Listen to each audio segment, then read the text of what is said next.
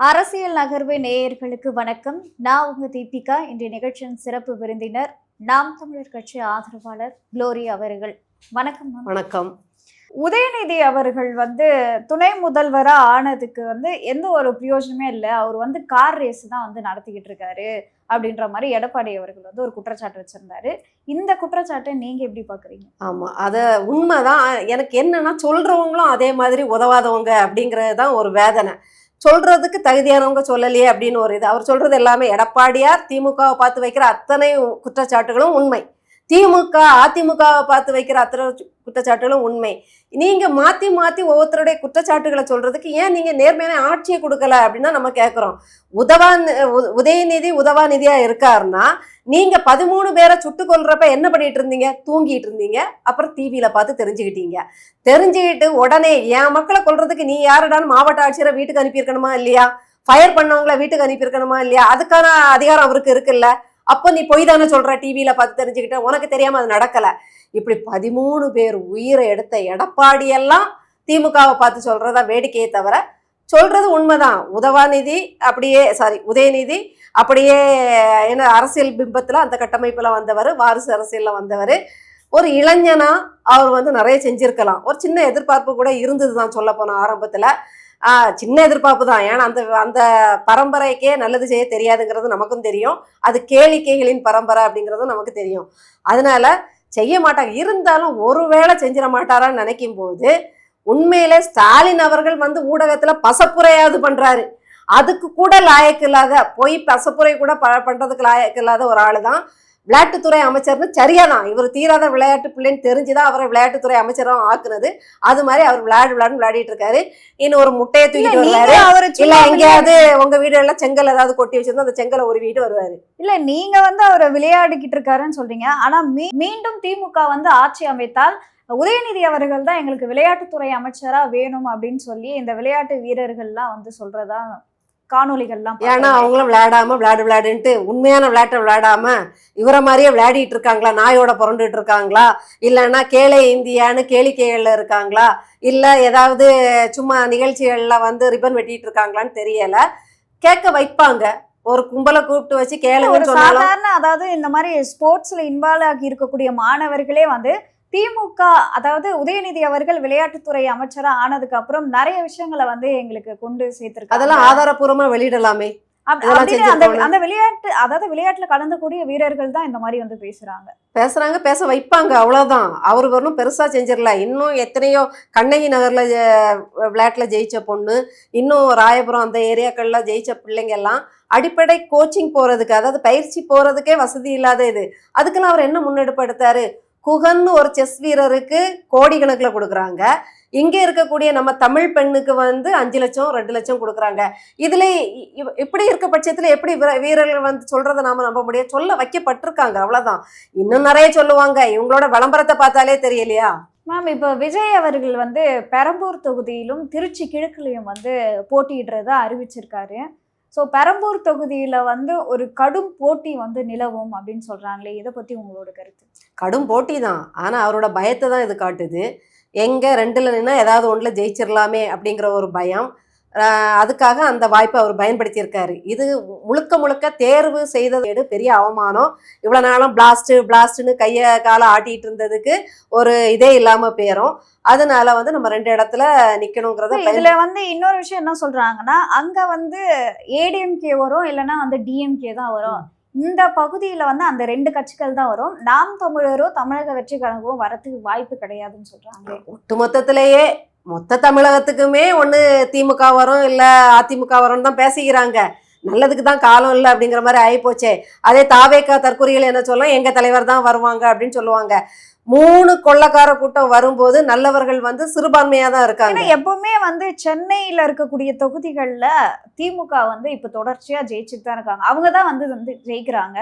அப்படி இருக்கும் பொழுது இன்னும் அந்த வட சென்னை அந்த பகுதிகள்லாம் திமுக தான் அப்படின்ற ஒரு பார்வை இருக்கே. இருக்கலாம். இருந்தாலும் அவர் 2 இடத்துல நின்று எங்கேயாவது 1ல் நம்ம ஜெயிச்சிட மாட்டோமா அப்படிங்கிற ஒரு ஏக்கத்திலையும் ஒரு பயத்தின் நிமித்தமாக தான் இந்த 2 எடுத்திருக்காரு. இன்னொன்று, பெரம்பூர் கொஞ்சம் சின்ன தொகுதி. எனக்கு தெரிஞ்ச வரைக்கும் நிறைய அரசியல் விமர்சகர்கள் பேசுனதை வச்சு நான் புரிஞ்சுக்கிட்டது என்னன்னா, அந்த விசிறிகள் அந்த எளிதா விஜய் விரும்புற மக்கள் நிறைஞ்ச பகுதி. அதாவது ரசிகர்கள் கூட்டம் வந்து அதிகம். தாத்தால இருந்து மொத்த குடும்பமுமே வந்து விஜய்னா ஓட்டு போடுற ஒரு ஏரியா. அதனால இவருக்கு வந்து இப்போ இப்போ எங்களை மாதிரி பெரிய பெரிய பகுதிகளில், அதாவது நடுத்தர குடும்பங்கள், கொஞ்சம் படித்தவங்க குடும்பங்கள், பெரிய பணக்கார வர்க்கம் இருக்க குடும்பத்தில் வந்து பிரித்து அறியக்கூடிய ஒரு இது இருக்கும். ஒரு நடிகனுக்கு போடணுமான்னு யோசிப்பாங்க, தேவையில்லைன்னு நினைப்பாங்க, ஓட்டே போட மாட்டாங்க நிறைய இடங்கள்ல. ஆனால் இந்த இடத்துல யோசிக்காம நடிகை ஆசையில் என்ன செஞ்சிருவாங்க, போட்டுருவாங்க. அப்படிங்கிறத தெரிஞ்சுக்கிட்டு தான் அதில் போடுறாரு அப்படின்னு பேச்சு. திருச்சியில வந்து அவருடைய சமூகத்தை சார்ந்த இனம், அதாவது மக்கள் அதிகமா வாழ்றதுனால கண்ணை மூடிட்டு வந்து நம்முடைய அந்த சமூக பாசத்துல போட்டுருவாங்க கண்ணை மூடிட்டு அப்படிங்கிற ஒரு எண்ணத்துலதான் ரெண்டுலையும் போடுறாரு. நான் சொல்ற மாதிரி தான். அதாவது ஒருவேளை ஒன்றுல ஜெயிச்சா சந்தோஷப்பட்டுப்பாரு, ஜெயிச்சிட்டோம் எப்பா அப்பாடா அப்படின்னு சந்தோஷப்பட்டுப்பாரு. ரெண்டுலயும் ஜெயிச்சா பயத்தை காட்டிக்க மாட்டாரு. சொல்றத பார்த்தா டிவிக்கு வந்து சட்டமன்றத்துல முதல் தேர்தலே காலடி வைக்கிறதுக்கான வாய்ப்பு இருக்கு அப்படின்னு. முட்டாள் கூட்டம் கொஞ்சம் பெருசா இருக்கு, புரியுதுல்ல உங்களுக்கு? முட்டாள் கூட்டம் பெருசா இருக்கிறது நமக்கு நல்லா தெரியுது.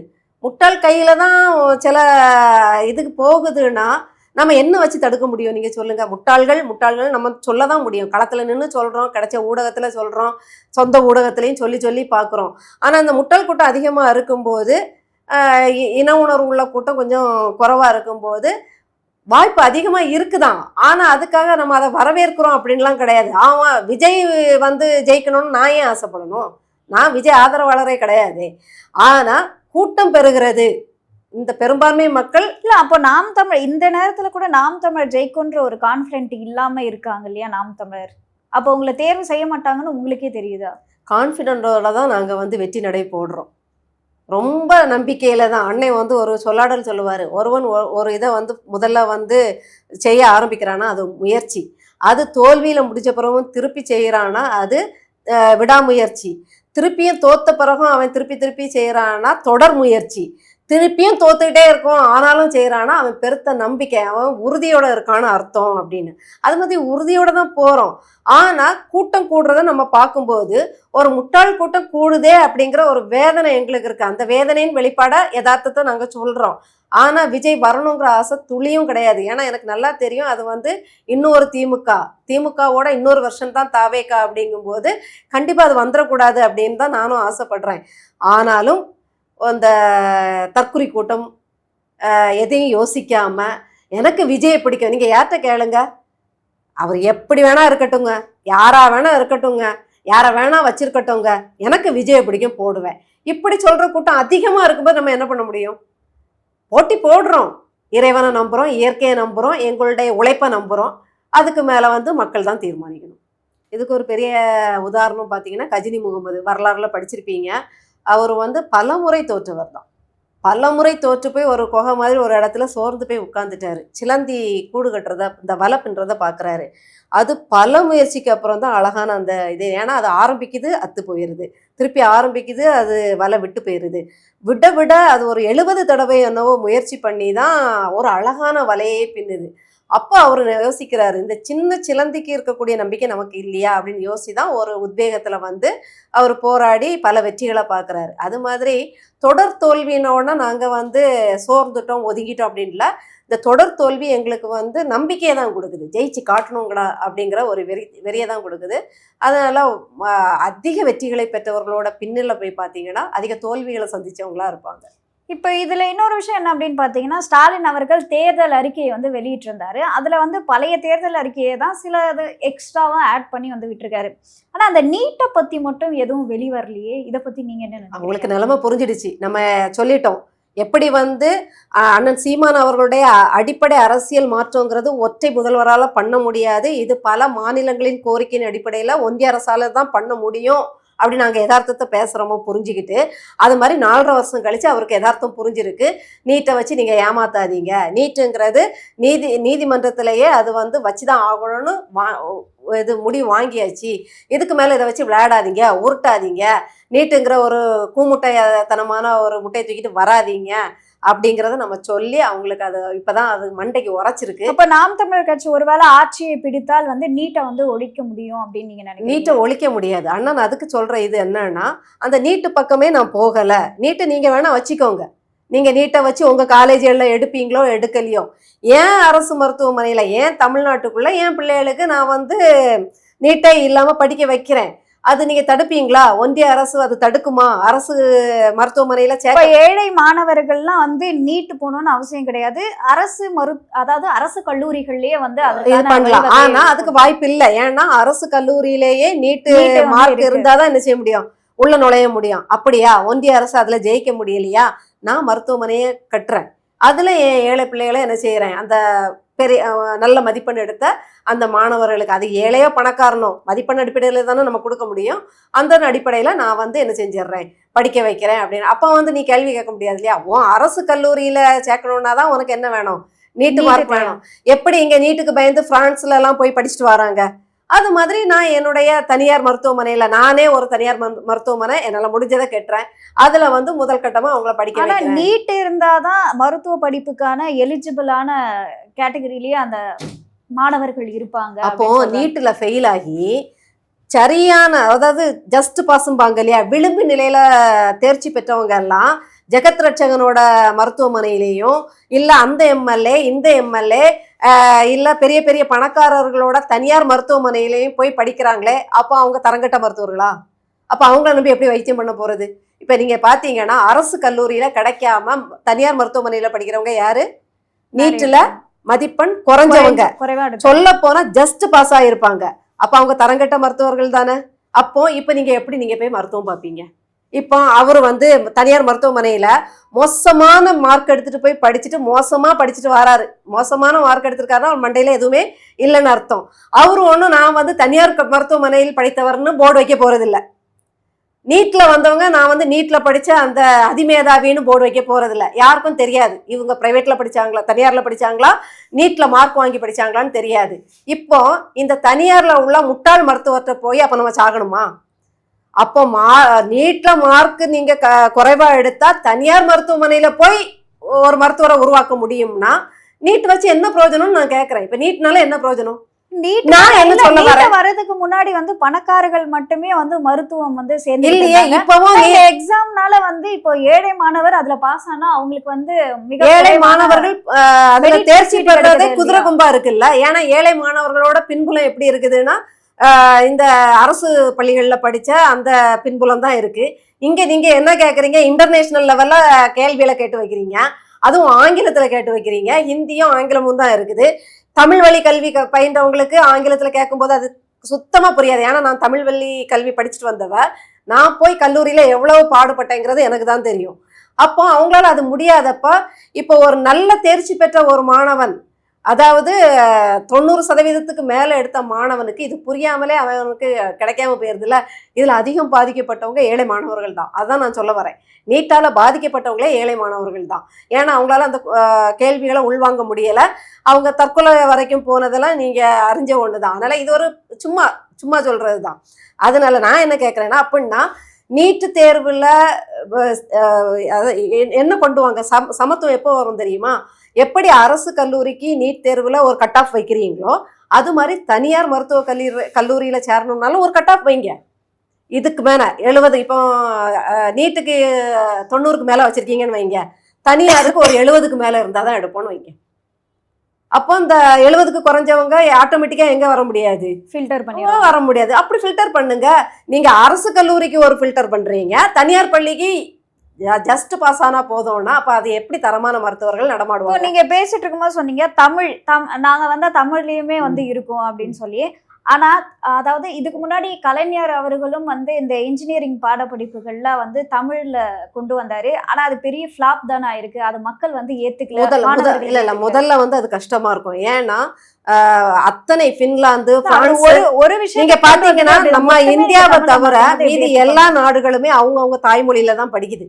அத்தனை அறிஞர்களும் என்ன சொல்றாங்கன்னா, தாய்மொழியில கல்லாதவனோட படிப்பு வந்து வீணுதான் அப்படின்னு சொல்றாங்க.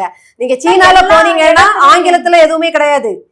எவ்வளவு பெரிய மருத்துவ படிப்புகள்லாம் எங்க போனாலும் வந்து ஆங்கிலத்துல தானே இருக்கு இல்லையே. பின்லாந்தெல்லாம் அவரவர் தாய்மொழியில இருக்கிறதா தான் கேள்வி. நான் வேணா அதை சரி பண்ணி பாத்துக்கிறேன். ஒருவேளை நான் தவறா வந்து ஊடகத்துல சொல்லிடக்கூடாது, அதை வேணா நான் அது வந்து ஏன்னா இப்ப இங்க இருக்கவங்களே ரஷ்யாவுல போய் படிக்கிறாங்க அப்படின்னா அது ஆங்கிலத்துல இருக்கிறதுனாலதான் அங்க வெளிநாடு இங்க இருந்து நிறைய மாணவர்கள் வெளிநாடு போய் படிக்கிறாங்கன்னா இப்ப காமனானது இங்கிலீஷ் மட்டும்தான். அப்ப இங்கிலீஷ் இருக்கிறதுனாலதான் அவங்களால படிக்க அதுக்குதான் அண்ணன் என்ன சொல்றாங்கன்னா, நான் ஆங்கிலத்தையுமே பயிற்று மொழி, அதாவது பாடமொழியா வச்சிருவேன். பயிற்று மொழி உங்களுக்கு தமிழ். நீங்க ஆங்கிலத்துல எங்க போனாலும் புலமை ஆகிற அளவுக்கு நான் வந்து அதையும் கத்து கொடுத்துடுறேன்னு தான் சொல்றாரு. அதை ஒதுக்குறேன் அப்படின்லாம் சொல்லல. ஏன்னா ஆங்கிலத்தின் முக்கியத்துவங்கிறது அண்ணனுக்குமே தெரியும். அப்ப நீங்க எங்க போனாலும் உலக பொதுமொழின்னு ஒண்ணு இருக்கு, இதை படிச்சுதான் ஆகணுங்கும் போது நான் தேர்ந்த ஆசிரியர்கள், வெளிநாட்டு ஆசிரியர்களை கூட சிறப்பு ஆசிரியர்களா ஒரு மாசம் இல்ல ஒரு 2 வாரம் 3 வாரம் இடையில வந்து கத்துக் கொடுக்குற மாதிரி எல்லா, அதாவது முக்கியமான பல மொழிகளை கத்துக் கொடுக்குறேங்கிறாரு. அப்ப ஆங்கிலத்தை கைவிட்டுருவாரா என்ன? அதனால அது தடுமாற வேண்டிய அவசியமே இல்லை. தமிழ் பயிற்று மொழி, ஆங்கிலம் பாடம். ஒரு மொழி கொள்கை இது எல்லாத்தையுமே என்ன குறிக்குதுன்னா தமிழை வைத்து மட்டும்தான் வந்து நம்ம படிப்போம் அப்படின்ற மாதிரி சொல்லு. இருமொழி கொள்கைன்னா ஆங்கிலம் தமிழ் ரெண்டு இல்ல அன்னை தெளிவா சொல்லுவாரு, பிற மொழி கொள்கையிலே வராதுங்கிறாரு. அதனாலதான் அது ஒரு மொழி கொள்கைங்கிறாரு. நான் இந்த சந்தேகத்தை கேட்டேன். ஏன்னா நீங்க போன வாட்டி கேட்டிருந்தீங்க. அப்ப கேட்கும்போது அண்ணன் சொன்னது என்னன்னா, கொள்கை, அதாவது கொள்கையில இன்னொரு மொழி என்ன செய்யாது, வராது. கொள்கைனா ஒருத்தனுக்கு அவனோட மொழி மட்டும்தான் கொள்கையா இருக்கணும். அப்ப அது என்ன மொழி கொள்கை? ஒரு மொழி கொள்கை. ஆங்கிலங்கிறது கத்துக்கலாம், நீ விருப்பப்பட்டா கத்துக்கோ, இல்ல நான் பயிற்றுவிக்கிறேனே தவிர ஆங்கிலத்திலேயே நான் புலமை பெற்ற ஆளா மாத்திடுறேன். அது விருப்ப பாடமா தான் இருக்கணும். இல்ல ஒன்னே ஆங்கிலத்துல கத்துக்கிட்டு போ அப்படின்னு தான் சொல்றாரு. அப்ப அது ஒரு மொழி கொள்கை தான், தப்பா சொல்லக்கூடாது. இன்னொரு மொழியை கொண்டு வர்றது நமக்கு கொள்கை ஆகாது. அப்படின்னா தான் இனிமே ஒவ்வொரு மொழியையும் நம்ம உலகத்துல உள்ள அத்தனை மொழியையும் கொள்கைக்குள்ள கொண்டு வரலாமே. கொள்கைக்குள்ள நம்முடைய தாய்மொழி மட்டும் தான் வரணும். அதனால ஒரு மொழி கொள்கைன்னு அதை சொல்றாரு. இந்த 4 முனை போட்டியை வந்து நாம் தமிழர் கட்சி எப்படி எதிர்கொள்ள போறாங்க? ஏன்னா தமிழக வெற்றி கழகம் வந்து இந்த மாதிரி 3ஆம் கட்ட கட்சியும் ஏடிஎம்கேக்கும் ஒரு மிகப்பெரிய ஒரு தாக்கத்தை அதை உண்டு பண்ணும் அப்படின்ற மாதிரி சொல்றாங்களே. எதிர்கொள்றோம், பரப்புரை பண்றோம். ஏன்னா அதாவது முக்கியமா இந்த இரு கட்சிகளுடைய வாக்கு தான் அவங்க குறி வைப்பாங்க. மக்களும் வந்து இந்த இரு கட்சிகளோட வாக்கு தான் வந்து பிரியும். இதுல வந்து டிஎம்கே உடைய வாக்கு வந்து அடிபடாதுன்னு சொல்றாங்க. இல்ல, திமுகவோட வாக்குகளும் அடிபடும். இதுல வந்து திமுக திமுக மேல அதிருப்தியில இருக்காங்கல்ல, அவங்க ஒன்னும் தாவேக்காக வருவாங்க, இல்ல நாம் தமிழருக்கு தான் வருவாங்க. கண்டிப்பா திமுக வாக்கு அதிமுகவுக்கு போகாது, அதிமுக வாக்கு திமுகவுக்கு போகாது. ஆனா டிஎம்கே உடைய எதிர்ப்பு வாக்குகளும் ஏடிஎம்கே அப்புறம் நாம் தமிழருக்கு போகாம இப்போ தமிழக வெற்றி கழகத்துக்கு தான் போவோம் அப்படின்னு சொல்றாங்க. ஒன்றும் பண்ண முடியாது. அதான் நான் ஏற்கனவே சொல்லிட்டேன், நான் முட்டாள் கூட்டம் கூடுதலாக இருக்கிறதுக்கும் போது அந்த சொல்லுவாங்கல்ல, பைத்தியக்கார உலகத்தில் வந்து இயல்பானவன் போகும்போது அவனை பார்த்தா பைத்தியக்காரன்னு நினைப்பாங்க. நிர்வாணமாக அலையிற ஊரில் கோவணம் கட்டிட்டு போய் இது மூலியமா நாம் தமிழர் கட்சி இந்த தேர்தலையும் வந்து ஜெயிக்க முடியாது. இந்த தேர்தலையுமே அவங்க வந்து பின்னோக்கி தான் போவாங்க. அந்த சதவீதம் கூட வந்து குறையும். கண்டிப்பாக சதவீதம் குறையாது, பின்னோக்கியும் போகாது. ஏன்னா அவ்வளோ பரப்புரைகள் பண்ணுறோம். நாம் தமிழர் கட்சியோட தேர்தல் வரைவு பட்டி தொட்டியெல்லாம் போய் சேர்ந்துருக்கு. இயற்கை வேளாணுக்கு நாம் தமிழர் கட்சி மட்டும் இல்லை, யார் வந்து வசதி வாய்ப்புகள் இருக்குதோ, நிலங்கள் இருக்குதோ, எல்லாருமே அதை வந்து செயல்படுத்த ஆரம்பிச்சிட்டாங்க.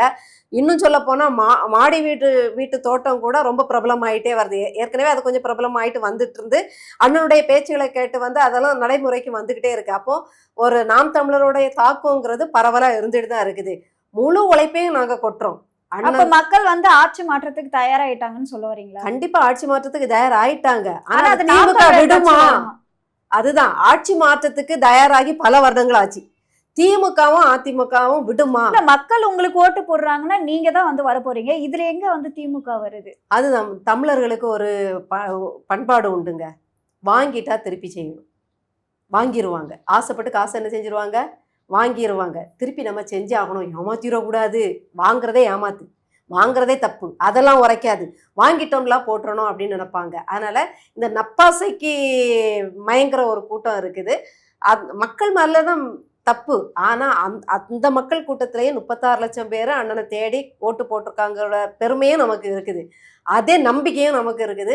கண்டிப்பா நீங்க வந்து நல்லவங்க பக்கம் நிக்கணும், உங்களுடைய இயற்கை வளங்கள் பாதுகாக்கப்படணும், நீங்க சுயமா உழைச்சி நீங்க வந்து உங்களுடைய பொருளாதார தேவையை சந்திக்கணும், உங்களுக்கு கல்வி மருத்துவம் குடி தண்ணீர் வந்து தரமா இலவசமா தருவோம் அப்படிங்கிற நம்பிக்கையை உங்களுக்கு ஊட்டுறோம்.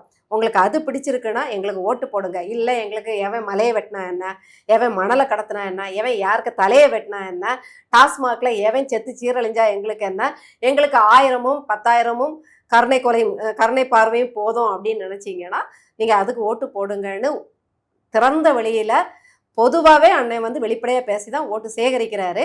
அதனால நாங்கள் நல்லவர்களை தான் நம்புகிறோம். அண்ணன் வந்து குடிகாரன் ஓட்டு எனக்கு வேண்டாங்கிறாரு, ஜாதி பார்த்து போடுற ஓட்டு எனக்கு வேண்டவே வேண்டாங்கிறாரு. தவிர்க்க முடியாத ஒண்ணு இந்த மாதிரி இந்த ஜாதி ஓட்டுகள் வந்து தவிர்க்க முடியாத ஒண்ணுதான். இதெல்லாம் வேண்டாம்னு சொன்னா அப்ப நாம் தமிழர் கட்சியால வந்து ஆட்சியை பிடிக்க முடியாது. இல்ல, ஒரு நாள் கண்டிப்பா நடக்கும். ஏன்னா மது பிரியர்களும் வந்து இங்க அதிகமா இருக்காங்களே, நீங்க குடிகாரங்கன்னு சொல்லக்கூடாது, அவங்கள மது பிரியர்கள் அப்படியெல்லாம் திமுக மாதிரி நான் என்னால வந்து பசப்பு வார்த்தைகள்லாம் அப்படி தேன் வழிகள்லாம் பேச முடியாது. திருடனை திருடன் தான் சொல்லுவோம், கொள்ளையனை கொள்ளையன் தான் சொல்லுவோம், குடிகாரன் தான் சொல்லுவோம், கொலகாரன் தான் சொல்லுவோம், கற்பழிக்கிறவனை கற்பழிப்புக்காரன் பொறுக்கி புள்ளிங்கோ அப்படிங்கிற மாதிரி தான் நாங்கள் சொல்லுவோம். உண்மையை அப்படியே தான் சொல்லுவோம். அதுக்கு தமிழர்த்தம் என்ன இருக்கோ அதை தான் சொல்லுவோம். இவங்கள மாதிரி வந்து நாசுக்கா பேசி நாகரிகமாக பேசி மயக்கிற ஆட்கள் நாங்கள் கிடையாது. உண்மையை உறக்க சொல்லி தான் பழக்கம். அந்த உண்மையை உறக்க சொல்றதை விரும்புகிற ஒரு கூட்டம் கண்டிப்பாக கூடி இருக்கா இல்லையா? 1%, 2%, 3%, 4%, 7, 8 வந்துடுச்சு இல்ல. நாடாளுமன்ற தேர்தல் தானே எடுத்திருக்கீங்க. நாடாளுமன்ற தேர்தலும் சட்டமன்ற தேர்தலும் வந்து கம்பேர் பண்ணும்போது அதுதான் பெரிய அதிசயங்க. நாடாளுமன்ற தேர்தல்ல பிரதமரை யாரு தேர்ந்தெடுக்கணுங்கிற தேர்தல். அதுல நாம் தமிழர் எந்த பிரதமருக்கும் ஆதரவா இல்ல, மோடிக்கும் ஆதரவு இல்ல, ராகுல் காந்திக்கும் ஆதரவா இல்ல. ஆதரவே இல்லாத ஒரு கட்சிக்கு தான் இவ்வளவு ஆதரவு கொடுத்து அங்கீகரிக்க வச்சிருக்காங்க. அதுதான் பெரிய விஷயம். இந்த ஆப்ஷன் 2 தான், இங்க வந்து 3 ஆப்ஷன் இருக்கு இல்லையா? யாரு பிரதமர்ங்கிற தேர்வுல 3 இல்ல, இப்ப 4 5 ஆப்ஷனை விடுங்க. நாடாளுமன்ற தேர்தல்லையே உங்களுக்கு அங்கீகரிக்கப்பட்ட கட்சியா மக்கள் மாத்திருக்காங்க. ஏன்னா எந்த பிரதமரையும் அண்ணன் வழிமொழியல, அண்ணனும் பிரதமர் இல்ல. இதுல நீங்க நல்லா கவனிக்கணும். அண்ணனும் என்ன செய்யல, எம்பிக்கு கூட நிக்கல, அதாவது மந்திரியா கூட நிக்கல. அப்படி இருக்க பட்சத்திலே 36 லட்சம் பேரு அண்ணனுடைய விழிப்புணர்வான பேச்சை கேட்டு ஒன்றிணைஞ்சு போட்டிருக்காங்கன்னா, மாநிலத்தை ஆளணும் அப்படின்னு வரும்போது கண்டிப்பா நம்மள ஒரு நல்லவன் ஆண்டா நல்லா இருக்குங்கிற கூட்டம் கூடிக்கிட்டே இருக்கும். இது வந்து கொஞ்சம் மெதுவான என்னது செயல்.